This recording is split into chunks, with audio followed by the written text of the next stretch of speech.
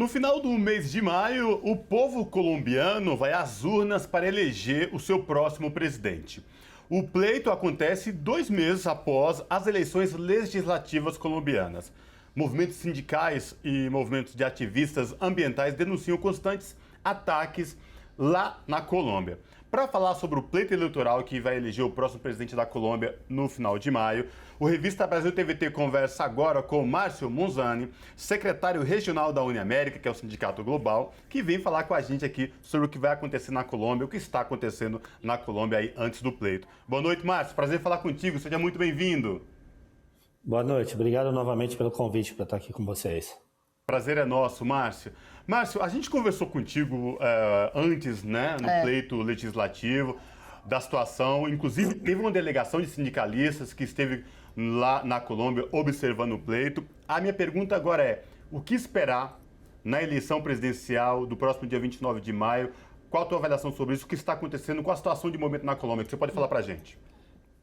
Bom, primeiro a gente fez a observação, né, como eu comentei com vocês, produzimos um informe. Eu acho que a gente teve um conjunto de situações que aconteceram naquele período que foi muito preocupante, entre as ameaças de morte, entre as dificuldades de alguns candidatos de promover o processo eleitoral.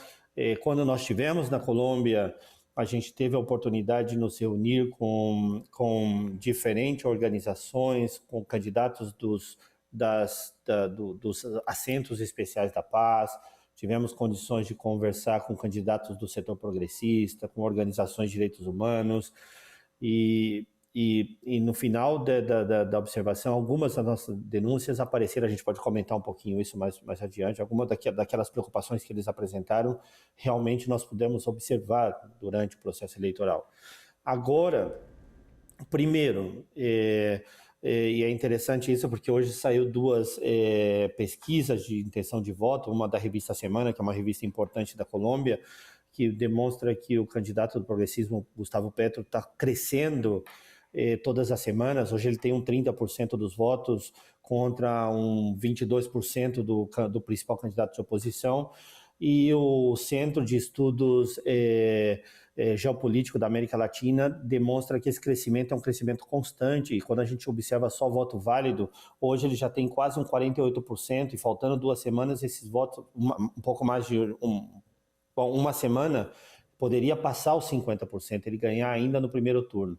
Só que as preocupações continuam, ou seja, eu estive agora reunido, conversando com alguns representantes do movimento sindical colombiano, e eles estão ainda muito preocupados com a possibilidade de fraude. No primeiro processo de votação, as denúncias levaram à recuperação de 500 mil votos para a oposição que não havia sido computados, né? Uma das fraudes, né? Uma das coisas que nós vimos. E a declaração do Procurador-Geral da República de que eles iam criar um processo judicial contra 15 mil jurados. Os jurados são os mesários que promoveram essas fraudes. Ainda não teve esse processo, mas a declaração pública de fazer isso. Então, existe uma preocupação muito grande em relação à possível fraude e que impediria a vitória no primeiro turno. E a necessidade de observação continua sendo muito grande. Sim, sem dúvida. Márcio, a coalizão Pacto Histórico conseguiu eleger 16 senadores e 25 deputados nas eleições legislativas, que inclusive tem sido ventilado aí como um resultado inédito na história da Colômbia, e inclusive trazendo exatamente essa voz das ruas, como você muito bem falou da outra vez e agora também, de uma necessidade de mudança. Eu gostaria de saber o quanto essa formação do Legislativo impacta, na sua visão, o resultado das eleições presidenciais. Primeiro, não sei se vocês lembram que a gente conversou sobre isso, que existia a possibilidade de ter uma vitória histórica, de sair de 9 e podia chegar até 19, né? Sim. Então, acho que 16 está dentro dessa margem, da perspectiva que tinha o Pacto Histórico. Mas mais importante disso é que não é só o Pacto Histórico, existem outros movimentos que, passando as eleições, pode compor uma espécie de governo de coalizão progressista. Partido Verde, a Coalizão da Esperança, ou seja, esses são partidos que tradicionalmente não se associam diretamente com o uribismo, e também cresceram nesse processo. Então existe uma possibilidade interessante de poder desenvolver uma agenda em favor dos trabalhadores, em favor da paz, em favor de direitos. O programa do Pacto Histórico é um programa bastante interessante, fala da transição justa, do emprego verde, fala de promover uma reforma laboral para terminar com o contrato de prestação de serviço, com a precarização. Então, tem algumas questões que são muito importantes que pode vir acontecer, mas principalmente eu acho que a questão da participação da sociedade nesse futuro governo, né? Então, os movimentos sindicais já estão se articulando, movimentos de mulheres, movimentos campesinos, os indígenas, a questão, já existe um debate muito grande para o fim do fracking, para a transformação da utilização da energia para uma energia limpa, da fóssil para uma energia limpa. Então já existem esses elementos dentro do contexto desse futuro governo que é interessante. Interessante, primeiro, que transforma a lógica da sociedade, gera emprego decente, trabalho decente e principalmente inclui pessoas. Eu acho que esse é o grande espectro dessa nova proposta, que parece bastante interessante e é por isso que está tendo muito resultado do ponto de vista de crescimento. O principal partido de oposição não tem uma proposta, uma agenda concreta. A agenda deles é manter o que teve até hoje, o uribismo. E, aliás, o candidato, hoje saiu uma denúncia sobre uma das empresas do candidato de oposição, é parte dos Panama Papers. Então, tem todo um conjunto de coisas que está dentro do contexto de que há uma esperança, uma expectativa muito grande de mudança no cenário político da Colômbia. Márcio, no ano passado, aqui mesmo, no Revista Brasil TVT, em plena pandemia, a Colômbia teve uma grande greve, e a gente entrevistou uma liderança mulher, negra, jovem, periférica, e falava de tudo o que acontecia na Colômbia naquele momento e o anseio de mudança, né? O quanto aquela greve de 2021, mobilizações de juventude principalmente, né, de mulheres que foram para as ruas brigar por direitos e cobrar direitos, e está impactando ou vai impactar na tua avaliação na eleição presidencial agora de maio aí na Colômbia? Bom, é fundamental, ou seja, todo o movimento social, a manifestação social que teve, uma espécie de estalido social no país, né? As pessoas foram para a rua, tem que fazer um histórico sobre isso, porque aquela manifestação de maio não foi a primeira, começou no ano anterior, em novembro, 17 de novembro, como se criou aquela grande articulação que chamava Comitê Nacional de Paro, que eram as centrais sindicais, mas também tinha outras organizações do movimento social, eram 65 organizações que definiram uma agenda, que falava do trabalho decente, falava da melhora do salário mínimo, falava da inclusão, falava da questão dos indígenas, da recuperação das terras e principalmente da implementação do acordo de paz. Dentro desse contexto, qual que é o interessante? O que é interessante? A direita sempre diz que se ganha o Petro, se ganha o setor progressista, a Colômbia viraria uma Venezuela. No contexto, na interpretação deles do que é Venezuela. É importante dizer isso, não é da minha interpretação. O que é Venezuela? Violência, fome, falta de emprego, a produção não tem capacidade de exportar, ou seja, de negociar externamente. O que aconteceu durante a pandemia na Colômbia? O que aconteceu durante esse processo? Já vinha se agudizando no começo do governo Duque e foi muito mais profundo durante a pandemia. Esse conceito de Venezuela aconteceu, ou seja, não sei se vocês conhecem a expressão os lenços vermelhos que tem pendurado nas janelas das casas na Colômbia. Então, eu não conhecia também, mas quando eu fui para lá durante a pandemia, eu vi isso. Muitos bairros tinham um lenço pendurado, um pedaço de madeira, um lenço pendurado. E eu perguntei, para que é isso? Isso era uma mensagem que aquela casa não tinha comida. Então, se você quisesse entregar comida, você entregava, você sabia que ali era um lugar para entregar. Existiam ruas em bairros pobres totalmente cobertas de lenços vermelhos. Nenhuma casa tinha comida. Segundo, durante a pandemia, se descobriu que mais de 50% das pessoas na Colômbia saem de manhã para ganhar o dia para poder sobreviver. Quando teve o lockdown na Colômbia, essas pessoas deixaram de receber nada. Ou seja, mais da metade da população entrou automaticamente em uma situação de fome e pobreza extrema. Né? Terceiro, a informalidade que já existia, e essas pessoas que eram informais não conseguiram acessar a proteção social quando estava no complexo, na situação de lockdown. E era mais ou menos 85% das pessoas que trabalham na Colômbia. Então, esses elementos dentro desse conceito de que, olha, vai ter pobreza e vai ter fome, se introduziu no governo Duque. Depois disso, os empresários também viram um aumento da violência, ou seja, os protestos sociais, os conflitos, as marchas. Então, isso afetou produtividade, afetou produção e tudo isso. Então, os empresários também disseram, nesse caso, a gente também está numa situação em que não podemos produzir, não podemos exportar. Mas não era isso que eles falavam que acontecia na Venezuela, se ganhasse a esquerda?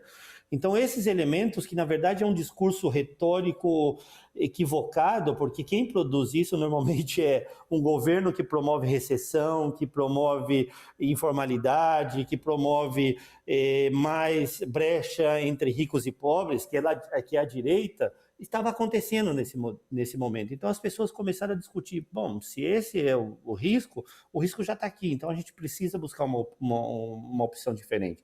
E a opção diferente, ela é parte dessa onda progressista que nós estamos vendo na América Latina, ou seja, Chile, Argentina, provavelmente Brasil agora no final do ano, tenho certeza disso, Colômbia, Peru, ou seja, as pessoas entenderam que aquele modelo neoliberal não funciona. Então tem que encontrar uma alternativa. E isso ficou muito claro na Colômbia. E essas marchas, elas ajudaram isso. Eu acho que nós temos que entender que tinha um movimento organizado que chamou essas marchas, mas também tinha uma espécie de cansaço geral da população. E esse cansaço geral da população é que fez com que jovens foram... Tem uma situação na Colômbia, eu acho que comentei da outra vez, os NINs, os jovens que nem trabalham nem estudam. Então tem mais ou menos 20, 25 milhões de jovens que não trabalham e não estudam. Então essa é uma situação muito... E eles foram para a rua, porque ou eles estão no narcotráfico ou eles estão passando fome, ou seja, então eles foram para a rua. Então esse cansaço geral da população, junto com a falta da implementação do acordo de paz, a violência aos líderes sociais, a violência, a morte daquelas pessoas que deixaram as armas e que deveriam receber proteção do Estado, isso tudo gerou esse contexto.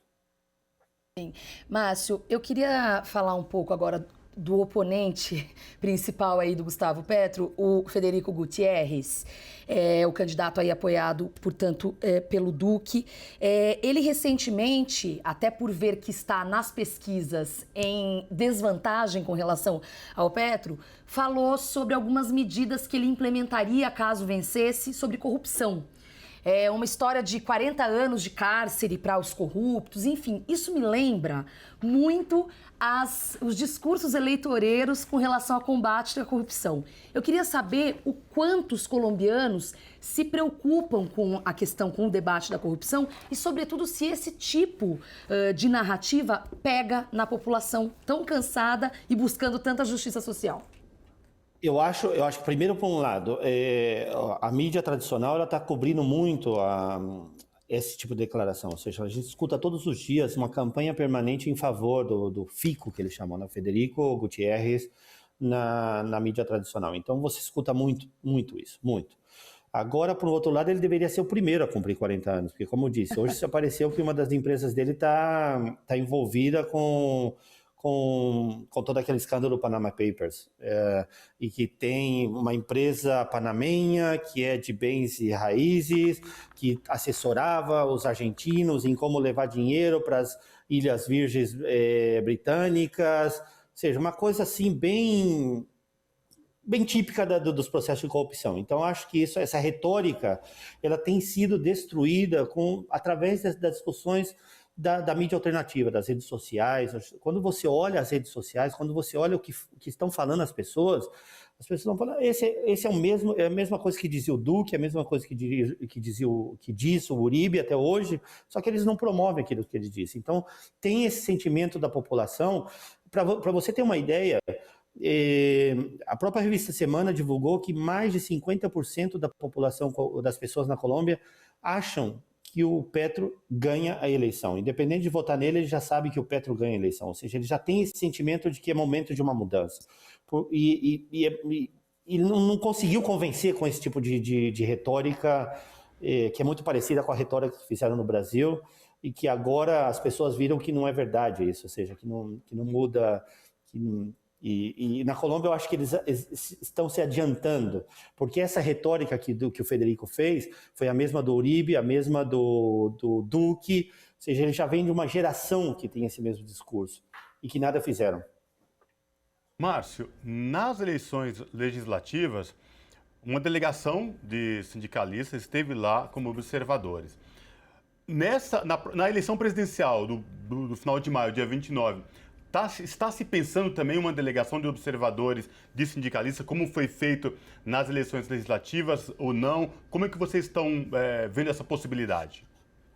Bom, aí existe uma observação permanente. O movimento de observação de eleições ele está organizando uma observação novamente. Além disso, a União Europeia, eu já tive uma reunião com algumas embaixadas, a União Europeia está organizando uma missão de observação também. Nós não estamos organizando por uma questão de recurso financeiro, ou seja, nós temos limitações de recurso e não podemos, nós priorizamos aquela porque foi o pedido que eles fizeram para a gente. Olha, é um momento crucial, a gente precisa ganhar e ganhar bem, garantir o direito ao voto, que foi a grande discussão que nós fizemos, e a partir daí nós avançarmos para a eleição de presidente. Então, a nossa prioridade foi aquela.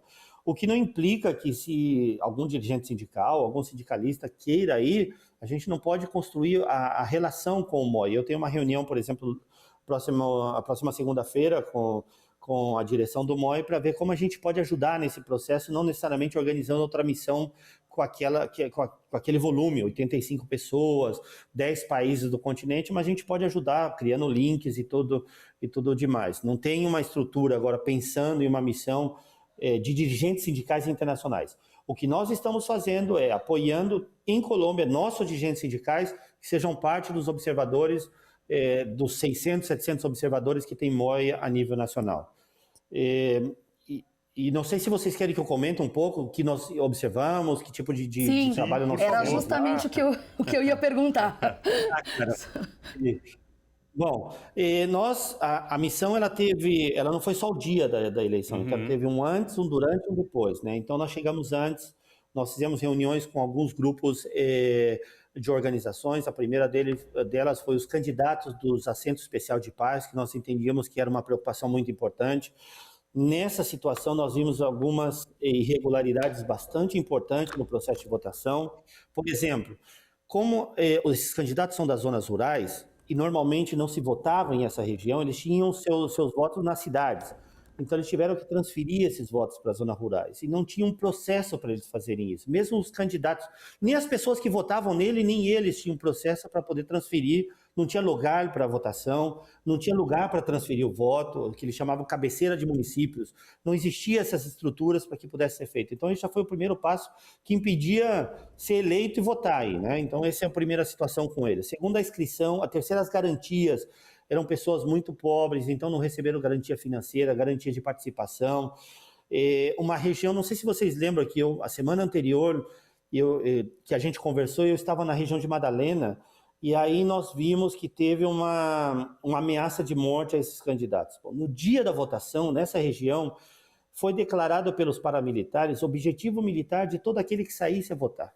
Então, se você saísse a votar, você já era um objetivo militar e podia ser assassinado. Então, é uma forma de impedir que fosse votar nessas pessoas. Uma coisa bastante... E não teve nenhuma reação do governo, nenhuma reação das autoridades, nem da polícia para garantir isso, né? Um terceiro ponto importante desses grupos é o reconhecimento como grupo.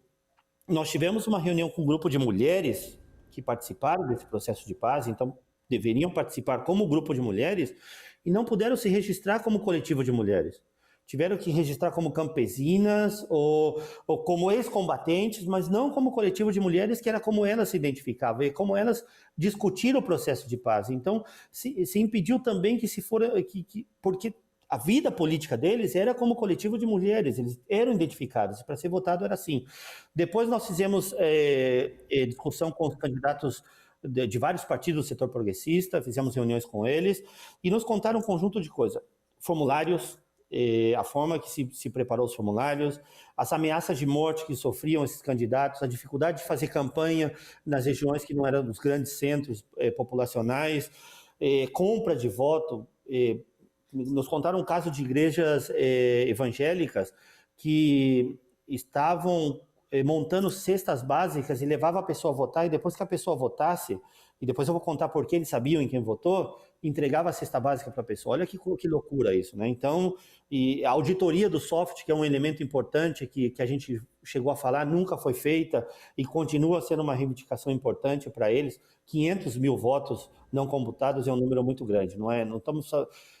Para você ter uma ideia, tem mais ou menos 120 mil locais de votação. Desses 120 mil locais de votação, o setor progressista não teve voto em 28 mil. Foram 0 votos. É impossível isso. É impossível. Impossível. Do ponto de vista estatístico, é impossível que 28 mil, 30% dos locais de votação, um conjunto de partidos de um mesmo setor não tenha nenhum voto. Ou seja, aí é um indício de fraude bastante grande. Depois nós juntamos tudo que tinha nos meios e observando quais eram as principais preocupações que se falava na imprensa e tudo isso, e depois nós fizemos as visitas. Foram distribuídas essas pessoas em diferentes locais de votações e confirmamos isso. Por exemplo, as cédulas de votações, quando você chega, os jurados, que são os mesários para a gente no Brasil, eles têm que assinar a cédula. Então nós vimos pacotes de cédulas, todas assinadas, em cima da mesa, sem nenhum controle, sem nenhum cuidado que alguém podia tomar e jogar votando dentro da urna. A urna tinha uma característica muito especial, uma caixa de papelão e os lados da urna eram um plástico transparente. Então você podia ver todos os votos que estavam vendo na urna. E as cédulas de votações eram por partido. Então, por exemplo, a cédula do Pacto Histórico era colorida.